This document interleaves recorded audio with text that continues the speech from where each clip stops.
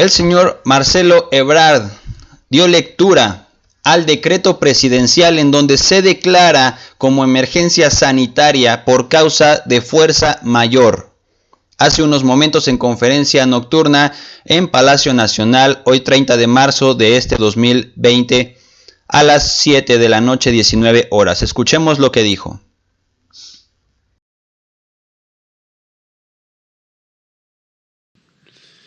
Como es de su conocimiento, el día de hoy sostuvo sesión plenaria con presencia del jefe del Estado mexicano, presidente de la República, el licenciado Andrés Manuel López Obrador, el Consejo de Salubridad General,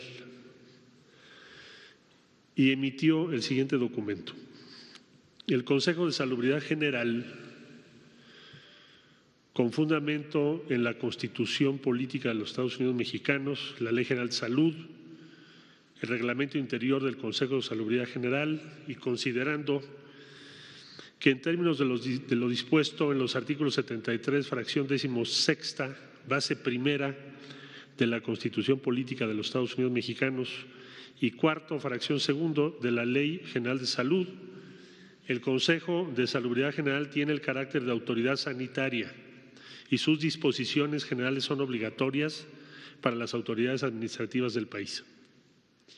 Que dada la situación que guarda la epidemia de enfermedad por el virus COVID-19 en el país, se han dictado diversas medidas por el Gobierno federal, incluidas las contenidas en el acuerdo por el que este Consejo reconoció a dicha enfermedad como grave de atención prioritaria, así como en el decreto por el que se declaran acciones extraordinarias en las regiones afectadas de todo el territorio nacional en materia de salubridad general para combatir la enfermedad grave de atención prioritaria generada por el virus COVID-19, publicado el 27 de marzo de 2020 en el Diario Oficial de la Federación.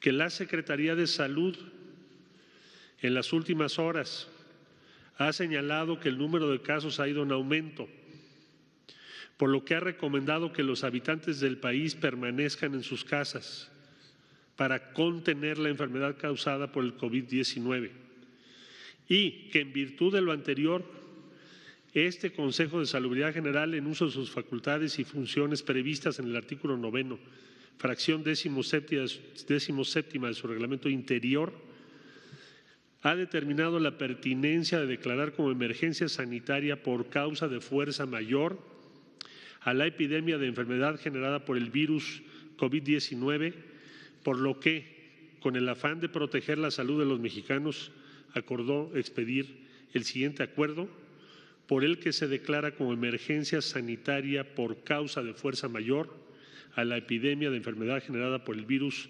SARS-CoV-2 COVID-19.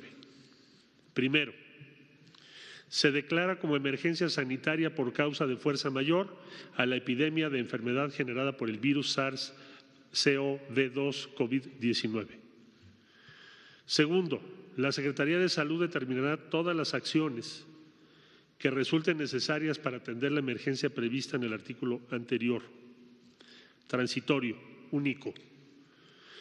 El presente acuerdo entrará en vigor el día de su publicación en el Diario Oficial de la Federación y estará vigente hasta el 30 de abril de 2020. Las medidas dictadas por la Secretaría de Salud son las que ya leyó el doctor López-Gatell, por eso no las reitero. Informo que el Consejo de Salubridad solicitó también en la sesión de hoy a las diferentes dependencias del Gobierno federal y a los 3 niveles de gobierno en el ámbito de sus respectivas competencias a brindar el apoyo para el buen éxito de esta declaración, tomando las medidas que a continuación se enlistan. Primero, a la Secretaría de Gobernación mantener la comunicación y vínculo constante con los poderes de la Unión y con los gobiernos de las entidades federativas, así como las representaciones de la sociedad civil y en conjunto con la Coordinación General de Comunicación Social y Vocería de la Presidencia de la República, los medios de comunicación para promover el cumplimiento de las medidas descritas en la declaratoria de emergencia. Asimismo, el Instituto Nacional de Migración deberá tomar las previsiones sanitarias necesarias en puertos, aeropuertos y puntos terrestres de ingreso al territorio nacional para cumplir lo dispuesto en la declaratoria de emergencia sanitaria. Segundo, a la Secretaría de Hacienda y Crédito Público, Secretaría de Economía, Secretaría del Trabajo, Instituto Mexicano del Seguro Social, ISSSTE e Infonavit en lo conducente, para operar las medidas necesarias a fin de proteger a empresas y trabajadores durante la vigencia de la declaratoria, estableciendo comunicación permanente con sus representaciones. 3. A la Secretaría de Hacienda y Crédito Público, Economía, de Agricultura y Desarrollo Rural, para que se reúnan con los sectores productivos que participan en la producción y distribución de la canasta básica para llevar a cabo acciones eficaces que garanticen el abasto a toda la población. 4. A la Secretaría de Bienestar, del Trabajo y Previsión Social y aquellas dependencias que tengan atribuciones en la materia para la aplicación de las decisiones de apoyo social acordadas por el Presidente de la República. 5. A la Secretaría de Seguridad y Protección Ciudadana, de la Defensa Nacional, Secretaría de Marina Armada de México y la Guardia Nacional a tomar las medidas para garantizar la seguridad a las personas y sociedad conforme a sus respectivas atribuciones, así como para la protección y resguardo de instalaciones estratégicas y redes públicas de comunicación, velando siempre por el debido respeto a los derechos humanos. 6.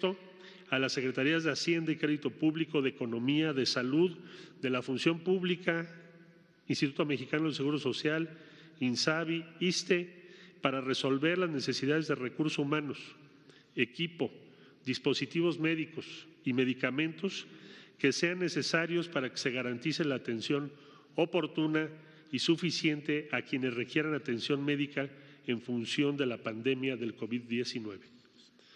7. A la Secretaría de Educación Pública, CONACYT, y los centros de educación públicos y privados, reunirse para coordinar su aportación inmediata en las tareas de análisis e investigación que contribuyan a hacer frente a la pandemia.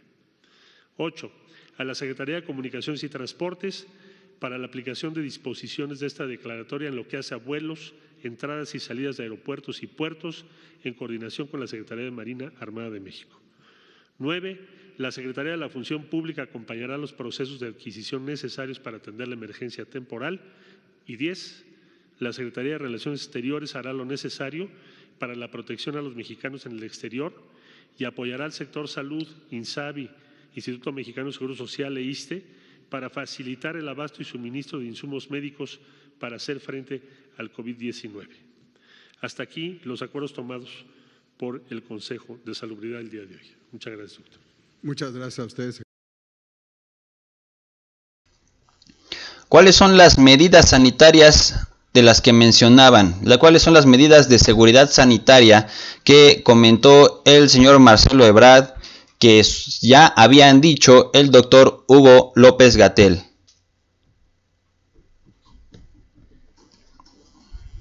Vamos a escucharlas.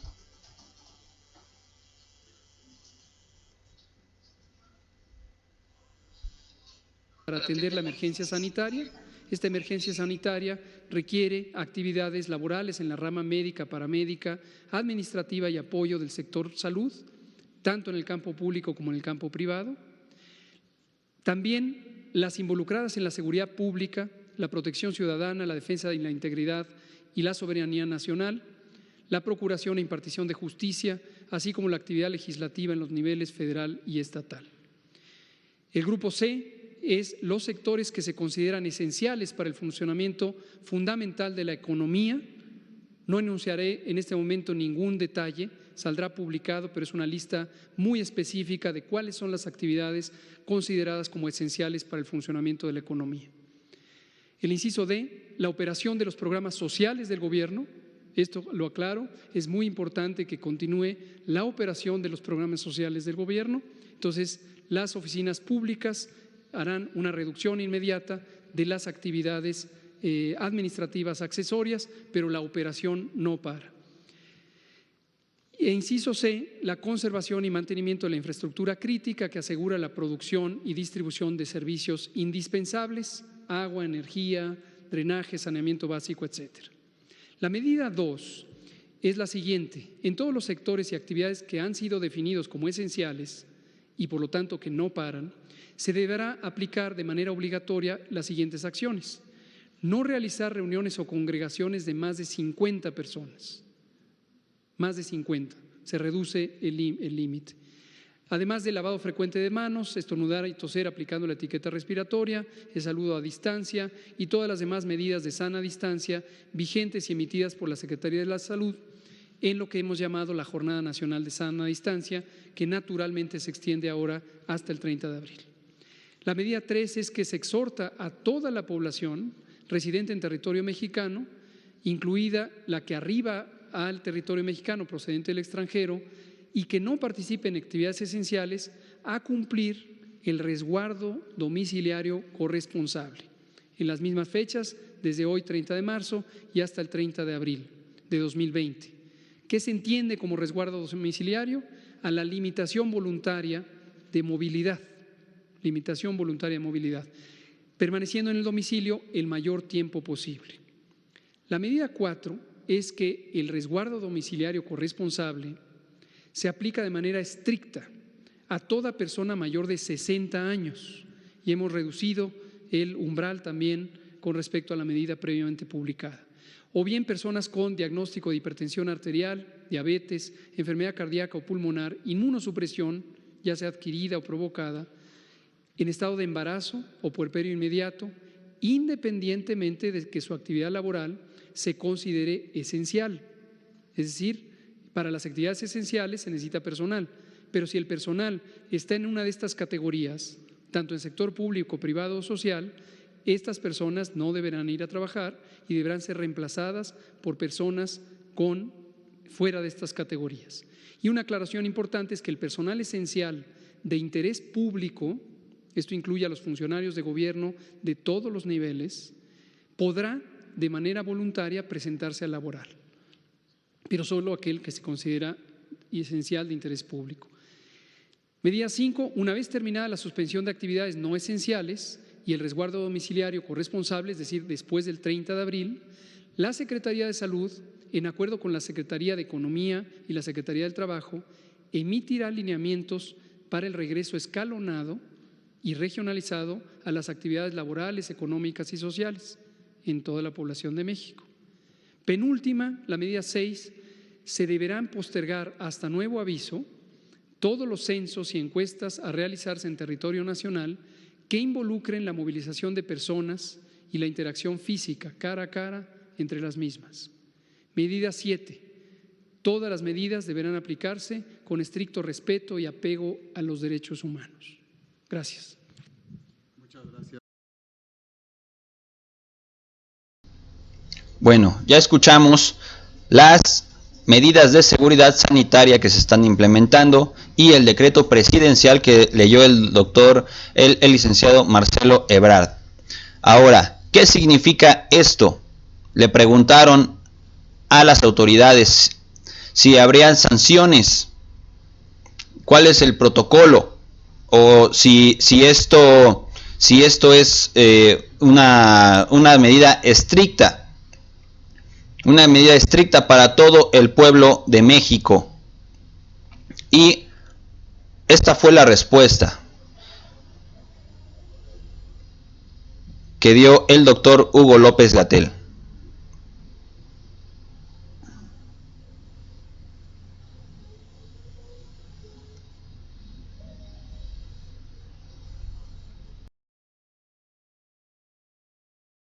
Mañana seguimos con conferencias y lo vamos a aclarar. Por favor. Son dos preguntas básicamente. Usted ya dijo que vamos en una fase de ascenso muy rápida. También mencionó que no habrá toque de queda, pero mi pregunta es, ¿habrá sanciones como ya el gobierno de Yucatán plantea?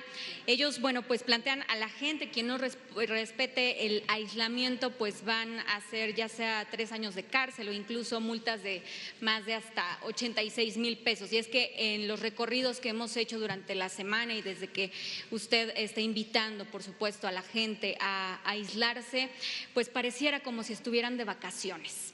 Y la siguiente pregunta es, el protocolo de la gente que fallece, ¿qué pasa? ¿Es forzosamente incinerarlos? ¿Cuál es el protocolo? Gracias. Con mucho gusto, muchas gracias. Contesto la segunda, en varias ocasiones se ha preguntado. Las medidas de bioseguridad, que son las medidas para proteger a las personas que pudieran estar en contacto con pacientes o sus tejidos o sus secreciones, no requieren que se tenga que hacer un procedimiento especial para los restos humanos.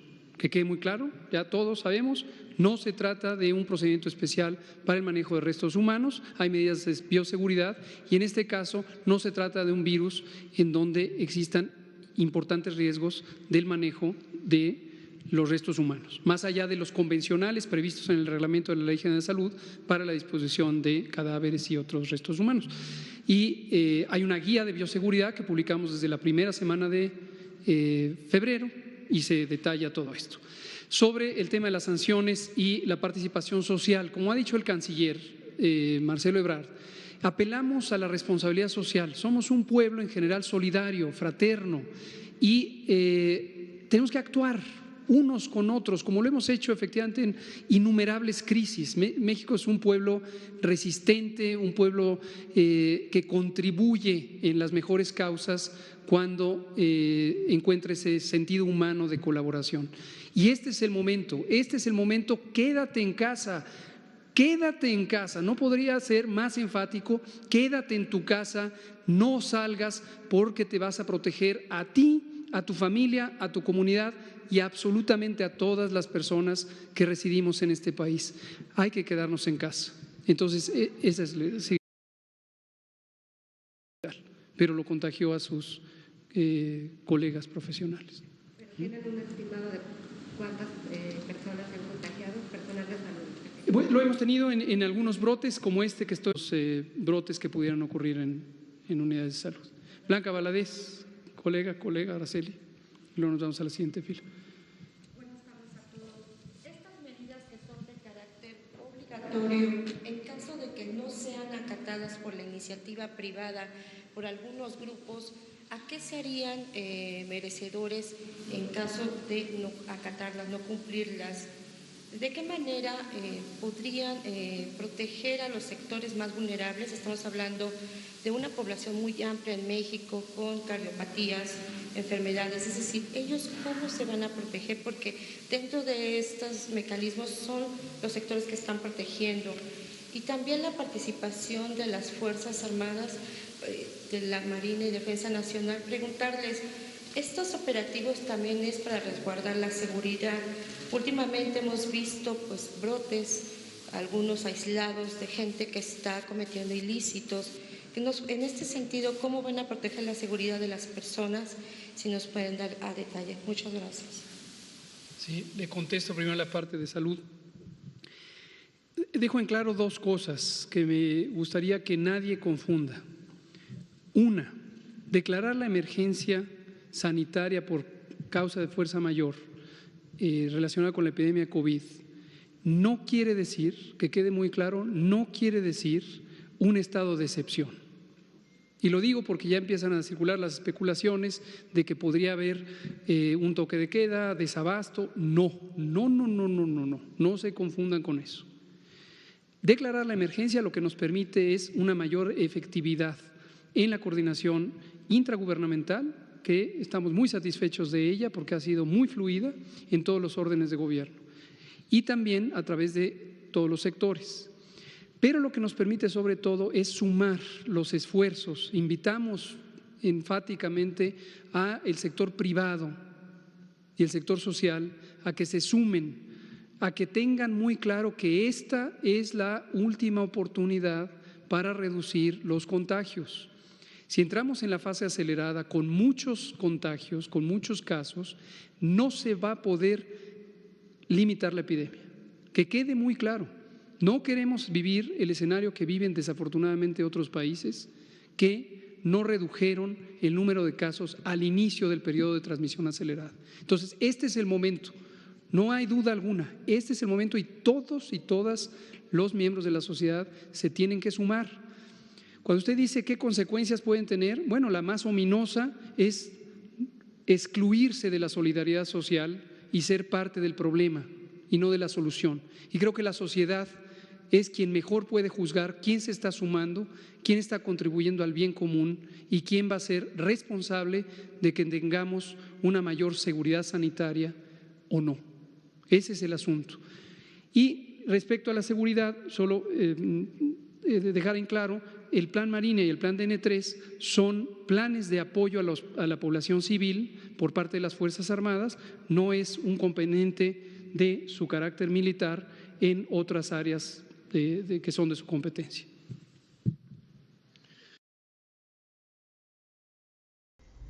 Bueno, esas fueron las palabras concretas de la conferencia nocturna del día de hoy. Se dijeron todavía muchas más cosas. Quédense en su canal Miki Noticias para más información, porque vamos a mostrar otros videos con mayor información y otros temas que se manejaron aquí en la conferencia nocturna. Y para que puedas también estar más informado, más y mejor informado de las noticias que va transmitiendo el gobierno y las autoridades aquí en este canal de YouTube. Y como siempre te recordamos, mantente bien informado de los medios oficiales, de los medios de comunicación oficiales de las autoridades. No caigas en fake news y tampoco caigas en cadenas falsas de redes sociales que circulan por WhatsApp, Facebook, Instagram y otras redes también. Seguimos informando para Miki Noticias. No dejes de ver tu canal en YouTube. Muchísimas gracias y quédate en casa.